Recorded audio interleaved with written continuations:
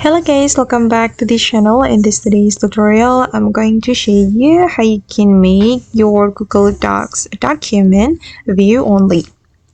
Okay, let's get into it guys. I have prepared my document in my Google Docs, and let's say I want to share this document to my friends, but I'm going to make it a view only to them so they cannot edit this Google document.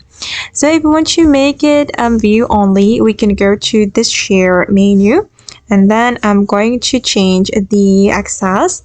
I'm going to change the access to anyone with the link, but I'm going to make it a view only.